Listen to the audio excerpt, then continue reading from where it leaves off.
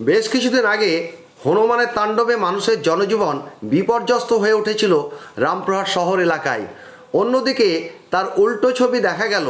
একদিকে হনুমানের তাণ্ডবে রামপুরহাট শহর জুড়ে ভীত সন্ত্রস্ত হয়েছিল সাধারণ মানুষ, আবার একটি হনুমান অসুস্থ রোগীর পাশে বসে আছে।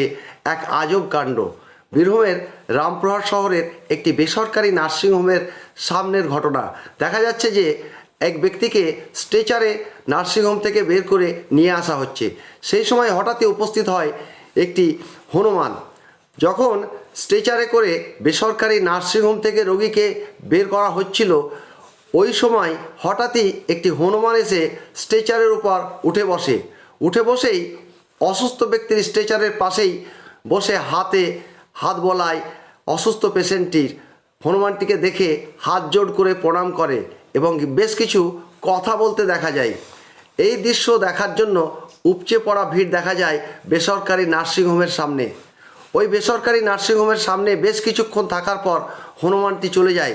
তবে এই ঘটনায় অনেকে আশ্চর্য হয়ে পড়ে যে একটি হনুমান অসুস্থ রোগীর পাশে বসে কোনো রকম খারাপ আচরণ করল না।